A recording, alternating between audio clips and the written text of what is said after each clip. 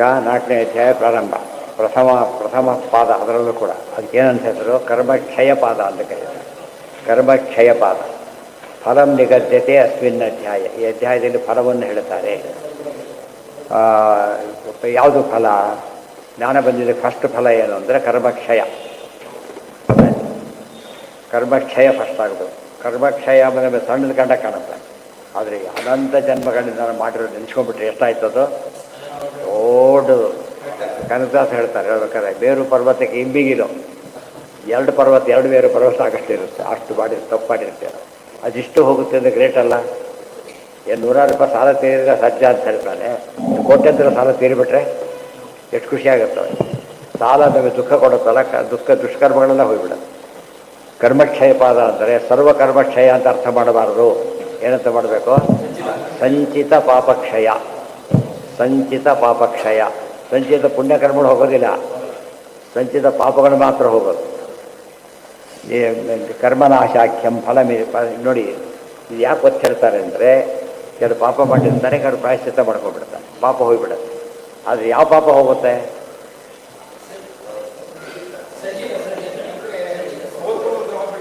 ಅಲ್ಲ ಅಲ್ಲ ಅಲ್ಲ ಅಲ್ಲ ನಮ್ಮ ಪ್ರಶ್ನೆ ಇಷ್ಟೇ. ಅವೆಲ್ಲ ಇಲ್ಲ, ಇಷ್ಟೇ. ಯಾವುದೋ ಒಂದು ತಪ್ಪು ಮಾಡಿದ್ದಾರೆ, ಪ್ರಾಯಶ್ಚಿತ್ತ ಹೇಳಿದ್ದಾರೆ, ಮಾಡ್ಕೊಂಡ್ಬಿಡ್ತಾರೆ. ಯಾವ ಪಾಪ ಹೋಗುತ್ತೆ? ಎಲ್ಲ ಪಾಪ ಹೋಗೋದಿಲ್ಲ. ಅಷ್ಟೇ ಅಷ್ಟೇ. 2 ಲೋನ್ ಮಾಡಿದ್ದಾರೆ, ಒಂದು ಲೋನ್ ತೀರಿಸಿ ಇನ್ನೊಂದು ಹಾಗಿರುತ್ತಲ್ಲ, ಆ ಥರ. ಅರ್ಥ ಆಯ್ತಾ? ಈಗ ಆ ಅರ್ಥದಲ್ಲಿ ಎಲ್ಲ ಹೋಗೋದಿಲ್ಲ. ಅದಕ್ಕೇನೆ ಏನು ಮಾಡಿದರು? ಎಷ್ಟೇ ನೀವು ಪುಣ್ಯಕಾರ್ಯ ಮಾಡಿದರು ಎಲ್ಲ ಪಾಪ ಕಡೆಯೋ ಶಕ್ತಿ ಅವಕ್ಕಿಲ್ಲ. ಜ್ಞಾನದಿಂದ ಮಾತ್ರ ಸಾಧ್ಯ. ಇದು ಜ್ಞಾನದ ಪವರ್. ಭಗವದ್ಗೀತೆಯಲ್ಲಿ ಬಂದಿದೆ, ಹೇಳ್ತಾರೆ, ಜ್ಞಾನಾಗ್ನಿಗೆ ಸರ್ವಕರ್ಮಾಣಿ ಭಸ್ವಸಾತ್. ಈ ರೀತಿ ಸರ್ವಕರ್ಮ ದಹನ ಮಾಡೋ ಶಕ್ತಿ ಯಾವುದಕ್ಕೂ ಇಲ್ಲ, ಜ್ಞಾನಕ್ಕೆ ಮಾತ್ರ ಇರೋದು. ತುಂಬ ಜನ ಅರ್ಥ ಮಾಡ್ಕೋಬೇಕಲ್ಲ. ಅರ್ಥ ಮಾಡಿಕೊಂಡ್ರೆ ಯಾವುದೇ ಕರ್ಮ ಮಾಡ್ತಿದ್ರು ಕೂಡ ಅದು ಜ್ಞಾನ ಕಾರ್ಯಕ್ಕೆ ಪ್ರಾಶಸ್ತ್ಯ ಸಿಗೋದಾದರೆ ಅದನ್ನೇ ಫಸ್ಟ್ ಆಫ್ ಮಾಡೋದು. ಅತಿ ಹೆಚ್ಚು ಸುಖ ಕೊಡಬೇಕು, ಜ್ಞಾನದಿಂದ ಮಾತ್ರ ಸಾಧ್ಯ. ಅತಿ ಯಾವುದು ಕಳ್ಕೊಂಡ್ರು ಎಲ್ಲ ಹೋದಾಗಲ್ಲ, ಜ್ಞಾನ ಹೋದರೆ ಎಲ್ಲ ಹೋದಾಗಲೇ. ಈಗ ಬುದ್ಧಿ ಇದ್ರ ಬೆದ್ದೆಲ್ಲ ಸಂಪಾದನೆ ಮಾಡ್ತಾನೋ, ಜ್ಞಾನನೇ ಹೋದರೆ ಏನೂ ಇಲ್ಲ. ಅದು ಚೆನ್ನಾಗಿ ಅರ್ಥ ಮಾಡಿಕೊಂಡ್ರೆ ಆಗ ನಾವು ಇದು ಸುಖ ದುಃಖ. ಸತ್ಯ ಪ್ರಾಣ ಉಳಿತಲ್ಲ ಬಿಡು, ಕಾಲು ಹೋದರು ಅಂತಾರಲ್ಲ, ಆ ಥರ ಯೋಚನೆ ಮಾಡೋದು ಕಲಿಬೇಕೆ ಹೊರತು ಅದು ದೇವ್ರ ಕಾಲ ಕಳೆದ ಅದನ್ನೇ ದೇವ್ರನ್ನ ಬೈಯೋದು. ಪ್ರಾಣ ಉಳಿಸಿದರೆ ಬಿಟ್ಬಿಡ್ತಾನೆ, ಕಾಲು ಕಳೆದ ದೇವರನ್ನು ಬೈತಿರೋದು. ಹಾಗೆ ಮಾಡಬಾರ್ದು. ಹೋಗ್ತಾ ಇರುತ್ತೆ, ಮತ್ತೆ ಬರ್ತಾರೂ ಇರ್ತಾರೆ. ಕೆಲವರು ಬಂದು ಹೋಗ್ತಾರೆ, ಚಾ ಕುಡಿದ ಎಷ್ಟೋ ಜನ ಬೋರಿಗೆ ಸೇವೆ ಮಾಡೋದು. ಅದ್ರ ಕಾಲ ಆದಷ್ಟು ಪಾಪಗಳು ಬಿಡೋದು. ಓಕೆ. ಉದಾಹರಣೆಗೆ ಏಕಾದಶಿ ಉಪವಾಸ ನಾಳೆ, ಇವತ್ತು ಜಾಸ್ತಿ ತಿಂದು ಬಿಡೋದು. ಜಾಸ್ತಿ ಬರ್ತಿದ್ದೇನೆ, ನಾಳೆ ಏಕಾದಶಿ ಅಂತ ಇವತ್ತು ತಿನ್ನೋದು, ನಿನ್ನೆ ಏಕಾದಶಿ ಅದು ಜಾಸ್ತಿ ತಿನ್ನೋದು. ಏಕಾದಶಿ ಮಾಡಿದ್ದೇನೆ ನೀವು ಮತ್ತೆ ಹೋಯ್ತಲ್ಲ ನನಗೆ, ಆ ಥರ ನಮ್ಮ ಲೆಕ್ಕದಲ್ಲಿ ಮಾಡಿದ್ದೀವಿ ಅಂತ ಅಲ್ಲಿ ಲೆಕ್ಕಕ್ಕೆ ಕ್ಯಾನ್ಸಲ್ ಆಗಿದೆ. ಆಗಬಾರ್ದು. ಅದಕ್ಕೆ ಅವು ಜನಗಳು ಜಾಸ್ತಿ ತಿನ್ನಬಾರ್ದು. ನಾಳೆ ಏಕಾದಶಿ ಜಾಸ್ತಿ ಅಂತ ತಿನ್ನಬಾರ್ದು, ಮತ್ತೆ ನಾಳೆ ಏಕಾದಶಿ ಅಂತಲೇ ಕಡಿಮೆ ತಿಂತೆ, ಆ ಥರ ಹೇಳೋದು. ಅದು ಜಾಡ್ತಾರೆ. ಬಟ್ ನಾವೆಲ್ಲ ಕಳ್ಕೊಂಡ್ಬಿಡ್ತೀವಿ ಅದನ್ನು. ಇವೆಲ್ಲ ಹೇಳಿದಾಗ ನಿಮಗೆ ಇಹ ಪರ ಎಲ್ಲದರ ಜ್ಞಾನ ಬರ್ತದೆ, ಬರೀ ಪರಲೋಕದ್ದಷ್ಟೇ ಅಲ್ಲ. ನಿತ್ಯಶಃ ಕಾರ್ಯಂ, ಇದನ್ನು ಕರ್ಮನಾಶದ ಫಲ ಹೇಳ್ತಾರೆ. ಪಾಪನಾಶ ಅಂತ ಅರ್ಥ. ಇಲ್ಲಿ ಕರ್ಮ ಶಬ್ದ ಪಾಪನಾಶ ಅಂತ ಅರ್ಥ. ಅದು ಸಂಚಿತ ಪಾಪಗಳು ಮಾತ್ರ, ಬೇರೆ ಅಲ್ಲ.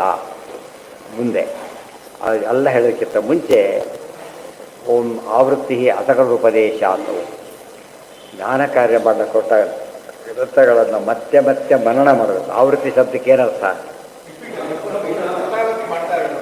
2 ಸತ್ಯ. ಶ್ರವಣವನ್ನು ಮತ್ತೆ ಮತ್ತೆ ಮಾಡಿ, ಶ್ರವಣನ ಮತ್ತೆ ಮತ್ತೆ ಮತ್ತೆ ಮಾಡಿ, ಒಂದು ಮನನನು ಮತ್ತೆ ಮತ್ತೆ ಮತ್ತೆ ಮಾಡಿ, ಧ್ಯಾನನೂ ಹಾಗೆ. ಒಂದು ಸರ್ತಿ ಧ್ಯಾನ ಮಾಡೋಕ್ಕೆ ಬರೋದಿಲ್ಲ, ಮತ್ತೆ ಮತ್ತೆ ಮಾಡಿ, ರಿಪೀಟ್ ಮಾಡಬೇಕು ಎಲ್ಲದನ್ನು ಕೂಡ. ರಿಪೀಟ್ ಶ್ರವಣ, ರಿಪೀಟ್ ಜ್ಞಾನ, ರಿಪೀಟೆಡ್ಲಿ ಇದು ಮಾಡಬೇಕು. ಅದನ್ನೇ ಭಗವದ್ಗೀತೆಯಲ್ಲಿ ಹೇಳಿದ್ದೇನಂತ?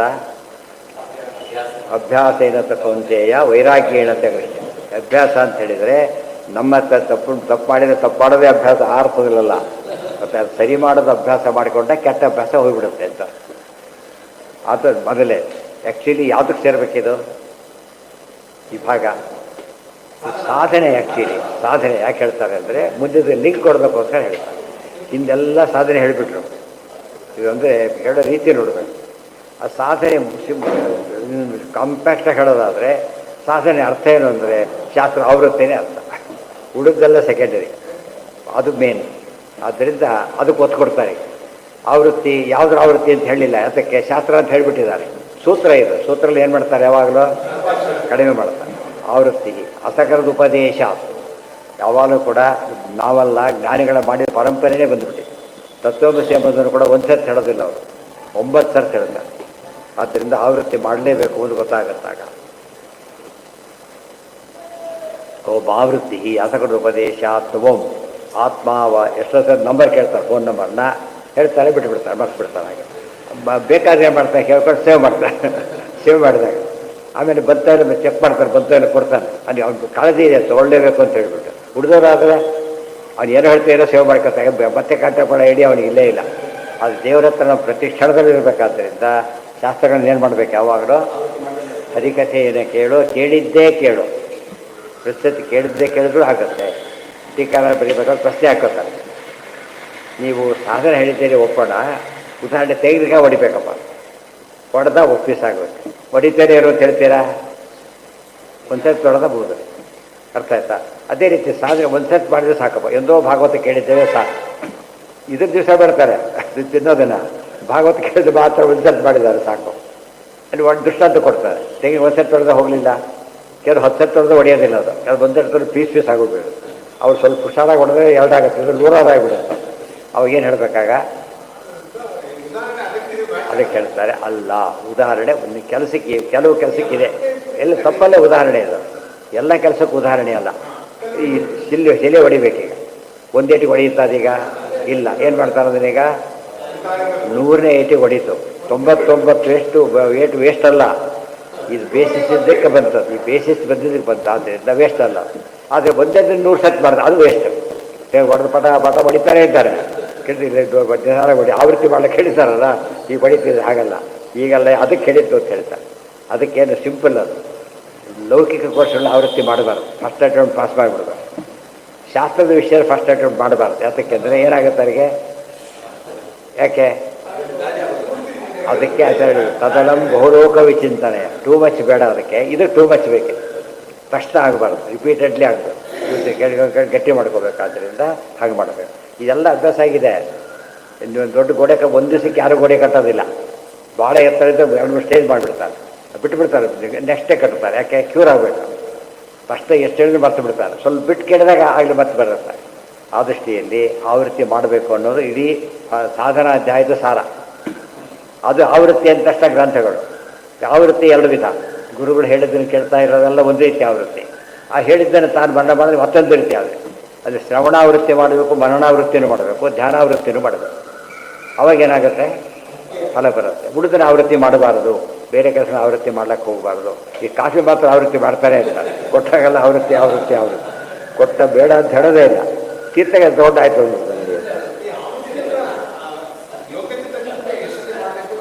ಅಂದು ಪೇಜ್ ಅಲ್ಲ, ಅದರಲ್ಲೂ ಮೆರಿಟ್ ಇದೆ. ಎಂಥ ಬುದ್ಧಿವಂತರು ಕೂಡ ಆವೃತ್ತಿ ಮಾಡಬೇಕು. ಯಾಕೆ ಫಲಾಧಿಕೆ ಅದು ಮರಿಬಾರದು.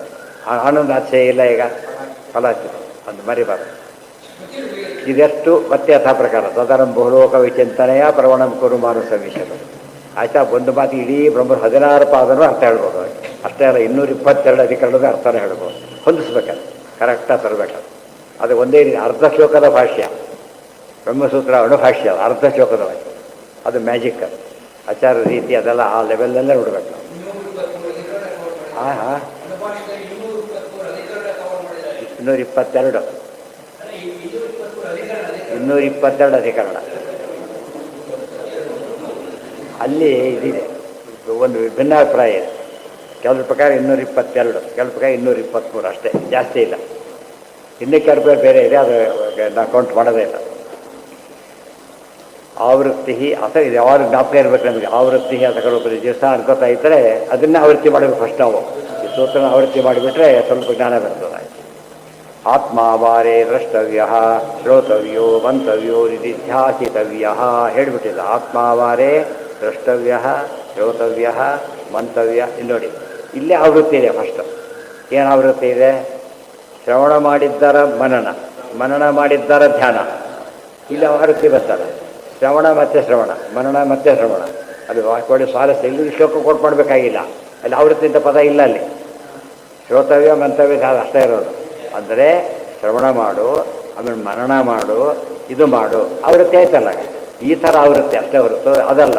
ಶ್ರವಣನೆ ಮಾಡ್ತೇವೆ ಮತ್ತೆ ಅದೊಂದು ಆವೃತ್ತಿ. ನಾವು ಏನು ಮಾಡಬೇಕು ಅಂತ ಯಾರು ಕೇಳಿದ್ರೆ ಯೋಗ್ಯತೆ ಮೇಲೆ ಡಿಪೆಂಡ್ ಆಗುತ್ತೆ.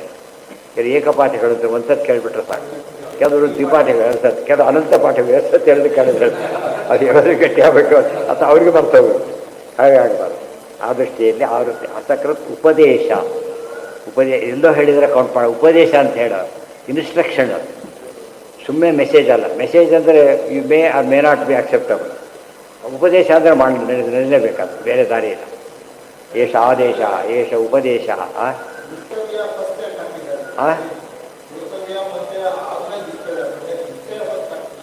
ಏನು ಮಾಡಿದ್ದಾರೆ? ಹಾಂ, ಹೇಗೆ ಅಲ್ಲ, ಏನು ಹೇಳಿದರು? ಫಸ್ಟು ದೇವರನ್ನು ನೋಡಬೇಕು ಅಂತ ಹೇಳಿದರು. ದೇವರನ್ನು ನೋಡಬೇಕು. ಹೇಗೆ ನೋಡಬೇಕು? ನೀವು ಆವೃತ್ತಿ ಮಾಡಿದಾಗ ನೋಡ್ತೀರಿ. ಅರ್ಥ ಆಯ್ತಾ? ಈಗ ಆವೃತ್ತಿ ಮಾಡಿದ್ರೆ ಈಗ ಉದಾಹರಣೆಗೆ ಇಲ್ಲೇ ತಗೋ, ಭಾಳ ದೂರ ಬೇಡ, ಅಲ್ಲಿ ಸೇರಿದೆ, ನಾನು ತೊಗೋಬೇಕೀಗ. ಏನು ಮಾಡಬೇಕೀಗ? ಹೆಜ್ಜೆ ಹಾಕಬೇಕು. ಎಷ್ಟು ಹೆಜ್ಜೆ ಹಾಕಬೇಕು? ಅಲ್ಲಿವರೆಗೂ ಹೋಗೋಷ್ಟು, ಅದು ದಾಟಿ ಹೋಗಬಾರ್ದು. ಗೊತ್ತಾಯ್ತಾ? 2 ಹೆಜ್ಜೆ ಹಾಕಬಾರ್ದು. ನಮಗೆ ಗೊತ್ತೀಗ ಅದಕ್ಕೆ ಎಷ್ಟು ಹೆಜ್ಜೆ ಆಗುತ್ತೆ. ಹಿಂದೆಲ್ಲ ಕೂಗಳತೆ ದೂರ ಹೇಗೆಲ್ಲ ಕರಿತಾ ಇತ್ತು, ಎಷ್ಟು ದೂರ ಆಗುತ್ತೆ ಅಂತೇಳಿ ಆ ಲೆಕ್ಕ ಮಾತಾಡ್ತಿದ್ರು. ಕೂಗಿದ್ರೆ ಕೇಳಿಸ್ಬೇಕು, 1 ಯೂನಿಟ್. ಅದು ಆ ಅರ್ಥದಲ್ಲಿ ಅದು ಎಲ್ಲಿ ಎಷ್ಟು ಹಿಂದಿದ್ದೇವೋ ಅಷ್ಟು ದೂರ ಕಾಲು ಹೆಜ್ಜೆ ಹಾಕಬೇಕು. ಅವ್ರಿಗೆ ಉದಾಹರಣೆ 6 ತಿಂಗಳಿಗೆ ಆಗಿಬಿಡುತ್ತೆ. ಅದಕ್ಕೆ ಅಲ್ಲಿವರೆಗೂ ಮಾಡಿಬಿಟ್ಟಿದ್ದಾಗಲೇ ಅಲ್ಲ, ಮುಂದೆ ಸಾಕಾಗಿ. ಆ ಅರ್ಥದಲ್ಲಿ ಆ ಬದಲು ದೇವರು ನೋಡಬೇಕು ಅನ್ನೋದು ಸಿದ್ಧಾಂತ. ಏನು ಮಾಡಬೇಕು? ಕೇಳೋದೊಂದು, ಅದನ್ನು ಮರಣ ಮಾಡ್ದ 2 ಆಯ್ತಾಗ ಅದನ್ನೇ ಧ್ಯಾನ ಮಾಡ್ದ. ವಸ್ತು ಒಂದೇ, ಮಾಡ್ತಿರೋದು 3 ಆದ್ದರಿಂದ ಆವೃತ್ತಿ ಆಯಿತು. ಅರ್ಥ ಆಯ್ತೆ? ವಸ್ತು ಬೇರೆ ಆಗಿಬಿಟ್ರೆ ಆವೃತ್ತಿ ಆಗೋದಿಲ್ಲ. ಒಂದೇ ವಸ್ತುವಿನ ಬಗ್ಗೆ 3 ಕೆಲಸ ಮಾಡ್ದ. ಶ್ರವಣ ಒಂದು ಕೆಲಸ, ಮರಣ ಒಂದು ಕೆಲಸ, ಧ್ಯಾನ ಒಂದು ಕೆಲಸ. ಅಲ್ಲಿ ದರ್ಶನ ಆಯಿತು. ಸೊ ದ್ರಷ್ಟವ್ಯ ಎಂಬುದು ಮೇನ್. ಅದು ಮುಂದೆ ದ್ರಷ್ಟವ್ಯ ನೋಡಿ, ನಿಧಿಧ್ಯಾಸಿತವ್ಯ, ಅದಕ್ಕೆ ಧ್ಯಾನ. ನಿಧಿಧ್ಯಾಸನ ಅಂದರೆ ಧ್ಯಾನ. ಸೊ ಧ್ಯಾನದ ಆವೃತ್ತಿ. ಧ್ಯಾನ ಕೊಡ್ತಾರಲ್ಲ, ಎಷ್ಟೋ ವರ್ಷ ಆಗ್ಬೇಕಾದ್ರೆ ಸಿದ್ಧಿ ಆಗ್ಬೇಕಾದ್ರೆ ಕಷ್ಟ ಆಗಬೇಕು ಅಂತೇನಿಲ್ಲ. ಮಾಡಿ ಮಾಡಿ ಮಾಡಿ ಮಾಡಿ ಆಗ ಅದು ಕೇಂದ್ರೀಕೃತವಾಗುತ್ತೆ. ಅದರ ಆವೃತ್ತಿನೂ ಆಗಬೇಕು. ಕೂತ ತಕ್ಷಣ ಬಂದು ಯಾರ್ಯಾರು ಸಾಧ್ಯ ಇದೆ. ಅವು ದೇವತೆಗಳು ಅವ್ರ ನೇಡೆ ಬೇರೆ, ವಾಯುದೇವರದ್ದು ಇನ್ನೂ ಬೇರೆ. ಉಳಿದವರಿಗೆಲ್ಲ ಆವೃತ್ತಿ ಆಗಲೇಬೇಕು. ಮುಂದೆ ಫಲಪ್ರಾಪ್ತಿ. ಇವತ್ತು 2ನೇ ವರ್ಷ ಓದ್ತಿದ್ದಾನೆ ತಿಳ್ಕೊಳ್ಳಿ, ಯಾವುದೋ ಒಂದು ಕೋರ್ಸಲ್ಲಿ. ಫಸ್ಟ್ ಇಯರ್ದು ಏನು ಪ್ರಶ್ನೆ ಕೇಳೋದಿಲ್ಲ ಈಗ. ಬಟ್ ಅವನಿಗೆ ಅರ್ಥ ಆಗಿದ್ದಕ್ಕೆ 2ನೇದು ಅರ್ಥ ಆಗ್ತಿರೋದು. ಅದು ಆ್ಯಕ್ಚುಲಿ ಈಗ ಅದನ್ನು ಓದ್ತಾ ಇಲ್ಲ. ಬಟ್ ಇದು ಅರ್ಥ ಮಾಡ್ಕೊಂಡು ಆವೃತ್ತಿ ಮಾಡಿದರೆ ಮಾತ್ರ ಸಾಧ್ಯ ಆಗೋದು. ಮೊದಲನೇ ಮರ್ತು ಬಿಟ್ಟಿದ್ರೆ ಅದೇನು ಉಪಯೋಗ ಬರೋದಿಲ್ಲ. ನಿತ್ಯಾವೃತ್ತಿ ಇತ್ಯಾದಿನ ನಾಗ್ನಿಷ್ಠೋಮಾಧಿಪತಿ. ಅದಕ್ಕೆ ದೃಷ್ಟಾಂತ ಕೊಟ್ಟರು. ಕಲ್ಲು ನೋಡಿಯೋದು ಹೇಗೋ ಹಾಗೆ ಫಲಪ್ರಾಪ್ತಿ. ನಾವು ಕಲ್ಲು ಹೊಡೆಯೋದು, ಕಲ್ಲುಗಳು ಬೇರೆ ಜೊತೆ ಇವರೇ ಕಲ್ಲುಗಳು ಹೊಡಿಬೇಕಾದ್ರಿಂದ ಇವ್ರದ್ದು ಫಸ್ಟ್ ಹೊಡೆದು ಕಲ್ಲು ಹೊಡಿಬೇಕಾಗ್ತದೆ ಅಂತ ಅರ್ಥ.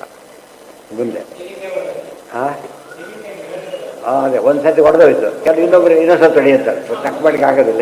ಇನ್ನೂ ಈಗ ಸರಿ ಹೊಡೆಯತಕ್ಕ ಬಾವಿ ಜಾಸ್ತಿ ಆಗಿಬಿಡಿ, ಅಷ್ಟು ಹೊಡೆಯುವಾಗ ಸ್ವಲ್ಪ ಕಳೆಯುವಾಗುತ್ತೆ. ಓಂ ಲಿಂಗಾಚ್ಛ. ಓಂ ಒಂದು ಲಿಂಗ ಇದೆ, ಲಿಂಗ ಯುಕ್ತಿ ಇದೆ. ಏನು ಯುಕ್ತಿ ಇದೆ? ಒಂದು ದೊಡ್ಡ ಮುಖ್ಯವಾದ ವಿಷಯನ ನೆನಪಿಟ್ಟುಕೊಳ್ಳೇಬೇಕು ಅಂತ ಆದಾಗ ಆವೃತ್ತಿ ಮಾಡಬೇಕು. ಗೊತ್ತಾಯ್ತಾ? ಓದು ಬರೋದಿಲ್ಲ. ಅವ್ರೇನು ಮಾಡ್ತಾರೆ? ಕಾಫಿ ಪುಡಿ ಅಡ್ಕೊತಾ ಹೋಗ್ತಾರೆ ಇಲ್ಲಿಂದಾನೆ. ಅದು ಅಲ್ಲೋ ಬರ್ತು ಬಿಡ್ತಾರೆ. ಅಂದರೆ ಆ ತಮಾಷೆ ಅಂದರೆ ಅಷ್ಟು ಪೂರ್ ಮೆಮೊರಿ ಇರೋದು. ಇನ್ನೊಬ್ರು ಮಾತಾಡ್ಸ್ಬಿಟ್ರೆ ಬರ್ತು ಬಿಡ್ತಾರೆ. ದಾರಿ ಕೇಳ್ಬಿಟ್ಟು ಮತ್ತೆ ಬರೀ ಅವಶ್ಯಕ ಇರಬೇಕು. ಅವರು ಕೆಲವರು ಹಾಗಲ್ಲ, ಒಂದು ಸರ್ತಿ ಮುಗಿತು. ಅಂದರೆ ಅವ್ರ ಯೋಗ್ಯತೆ ಮೇಲೆ ಡಿಪೆಂಡ್ ಆಗೋದ್ರಿಂದ ಎಲ್ಲರೂ ಕೂಡ ತಮ್ಮ ಉದಾಹರಣೆ ಹೇಳಕ್ಕೆ ಬರೋಲ್ಲ ಎಷ್ಟು ಸರ್ತಿ ಅಂತ ಹೇಳಿಬಿಟ್ಟು ನಿಮಗೆ ತಿಳಿಯುವಷ್ಟು ಮಾಡಿ. ನಿಮಗೆ ಬಾಯಿಪಾಠ ಮಾಡೋರು ಬಾಯಿಪಾಠ ಎಲ್ಲಿವರೆಗೂ ಮಾಡೋರು ಬಾಯಿ ಬರೋವರೆಗೂ ಅಷ್ಟೇ, ಬೇರೆ ಇಲ್ಲ. ಬಾಯಿ ಬಂದಿದ್ದು ಹೇಳೋವರೆಗೂ ಆಗಬಾರ್ದು. ಇದೇ ಬಾಯಿ ಬರೋವರೆಗೂ ಹೇಳಬೇಕು. ಓಂ ಲಿಂಗಾಚ್ಛ. ಓಂ ತತಪೋ ಅತಪ್ಯತ ಪುನರೇವ ವರುಣಂ ಪಿತರಮಾ ಉಪಸಸಾರ. ದೃಷ್ಟಾಂತ ಇದೆ. ತೈತರಿಯದ ಕೊನೆಯ ಒಲಿಯವರು ಬರುತ್ತೆ. ಏನಂತ ಹೇಳ್ತಾರೆ? ನನ್ನ ಅಧೀಹಿ ಬ್ರಹ್ಮ, ನನ್ನ ಪರಮಾತ್ಮ ಬಗ್ಗೆ ಹೇಳ್ಕೊಡಿ ಅಂತ ಬಂದರೆ ಒಂದು ಅನ್ನಂ ಬ್ರಹ್ಮ ಒಂದೊಂದೇ ಹೇಳ್ತಾ ಬರ್ತಾರೆ. ಹೋಗೋದು ಬರೋದು ಕೊನೆಗೆ ಅರ್ಥ ಆಗುತ್ತೆ. ಅದು ಅರ್ಥ ಮಾಡ್ಕೊಳ್ಳೋದು ಆ ರೀತಿ ಮಾಡಿ ಆವೃತ್ತಿ ಮಾಡಿದರೆ ಗೊತ್ತಾಗೋದು. ಸಾಮಾನ್ಯ ಸ್ವಲ್ಪ ದೊಡ್ಡ ವಿಷಯಗಳನ್ನ ಆವೃತ್ತಿ ಮಾಡಬೇಕಾಗತ್ತೆ. ಶಾಸ್ತ್ರದ ವಿಷಯ ಭಾರಿ ದೊಡ್ಡದಾದ್ದರಿಂದ ಎಷ್ಟು ಆವೃತ್ತಿ ಮಾಡಿದರೂ ಸಾಕು.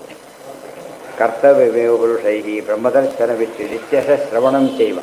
ನಿತ್ಯದಲ್ಲೂ ಶ್ರವಣ ಮಾಡೋದು. ಆವೃತ್ತಿ ಅಂದರೆ ವಾರಕ್ಕೊಮ್ಮೆ ಆವೃತ್ತಿ ತಿಳ್ಕೊಳ್ಳೋಕೆ ಹೋಗಬೇಡಿ. ನಿತ್ಯದಲ್ಲೂ ಆವೃತ್ತಿ ಮಾಡಿ. ನಿತ್ಯದಲ್ಲೂ ಆಗೋದಾದರೆ ಪ್ರತಿಷ್ಠಾನೂ ಮಾಡಿ. ಹೊತ್ತು ನಿಮ್ಮ ಉದ್ದೇಶ ತಿಳಿಬೇಕು ಅಂತ ಆಗಿರ್ಬೇಕಾ ಹೊರತು ಲೆಕ್ಕ ಕೌಂಟ್ ಮಾಡ್ತಾ ಕೊಡಬಾರ್ದು. ಬರೋವರೆಗೂ ಬರ್ತಾನೆ ಇರಿ ಅಂತ ಅರ್ಥ. ಧ್ಯಾನಮೇವಚ ಕರ್ತವ್ಯಮೇವ ಪುರುಷೈ ಬ್ರಹ್ಮದರ್ಶನ ಮಿಚ್ಛುಭಿ ಇತಿ ಬ್ರಹ್ಮತಂತ್ರ. ಬ್ರಹ್ಮದರ್ಶನ ಆಗಬೇಕು, ಸಾಕ್ಷಾತ್ಕಾರ ಆಗಬೇಕು ಅಂತಿದ್ದರೆ ಕೆಲಸ ಮಾಡಲೇಬೇಕು. ಇತಿ ಆವೃತ್ಯಧಿಕರಣ.